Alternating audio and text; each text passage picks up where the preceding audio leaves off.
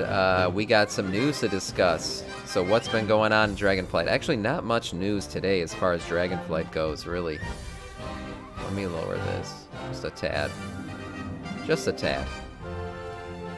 Yeah, what's going on in Dragonflight? Like I said, not much news, actually.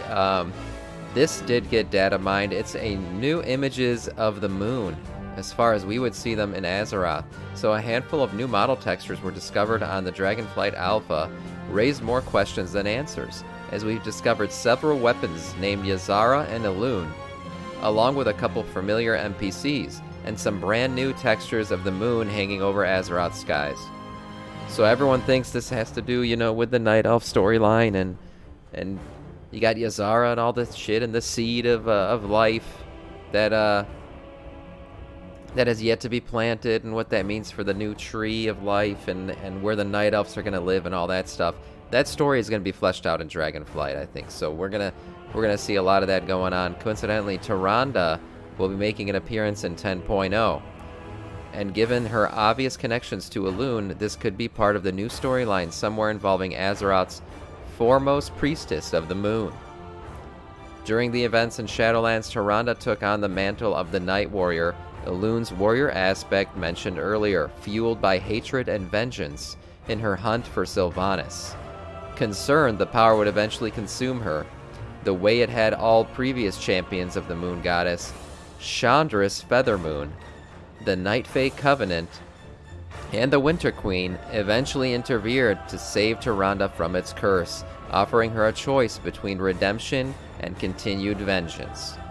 Yeah, Tyrande ultimately gave up her power as a Night Warrior and followed the final judgment of Sylvanas, following the final judgment of Sylvanas at the conclusion of Shadowlands, was once again free to pursue her own path, unbound by vengeance.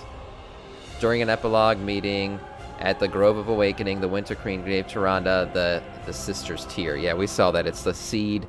Looks like a seed. We saw that all play out. That was the scene here where she gets the seed. Oh, nice. Fantastic. I'm so happy for you, Tyrande, and the other Night Elves. A special seed containing the souls of the Night Elves, liberated from the Maw, representing a new beginning for their people. Very nice. So that's great.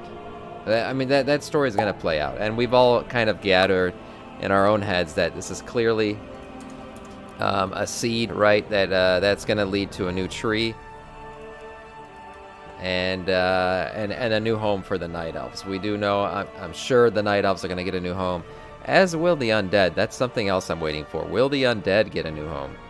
That's something that's going to play out, and I'm sure will be interesting for the rest of us to see.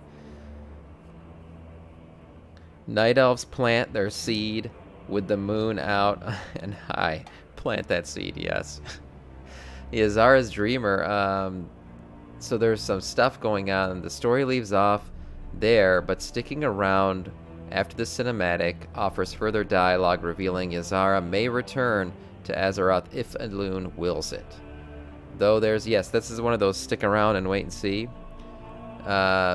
Though there's mention of a heavy price, Ysera advises bringing the seed to her daughter Maritha, now de facto leader of the Green Dragonflight back on Azeroth, who we already know will be involved in the events of Dragonflight. Yeah, so there's also these weapons that got data mined here. Some cool looking weapons. I don't know who they're going to be for, if they're going to be lootable or if they're just going to be like NPC weapons or what. But they look cool. A new beginning of all that.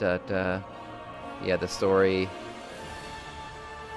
Both items contain Ysera's name and suggest the Dreamer will wield the sleek curved knife and the caster offhand in humanoid form at a point of Dragonflight. Okay, so these seem to be Ysera's weapons. That's probably what they'll be. They'll be Ysera's weapons.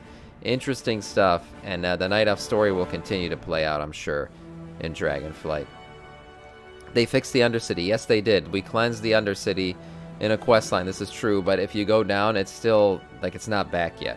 You can't go to the Undercity. You can go to Lordaeron, the above part, and it's just like an empty zone right now. There's not much going on there. But you still cannot access the Undercity anymore. So that's why I said I'm sure the Undead eventually are going to get something as well.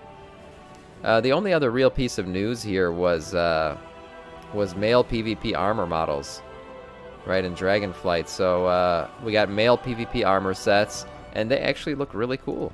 I do like them. I think this is a nice male set. It's got, you know, for a hunter or somebody who wears male. You have hunters, demon hunters, not demon hunters. Do demon hunters wear mail or leather? Demon hunters wear leather. For hunters and shamans and other, this is a cool set. I like the horns. I like the glowing effects and everything.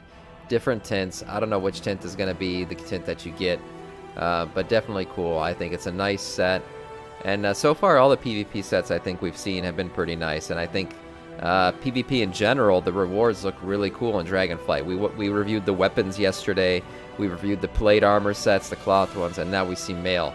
So nice stuff coming from Blizzard as far as PvP goes. It's showing the PvPers a little bit of love. That's always good to see. They should plant their seed right in the ashes of their fallen. Oh, jeez. It'll be fixed when the expansion releases. Yeah, it might be. It might be. You're still talking about Undercity. Yeah, it might be. It might be. We'll have to see.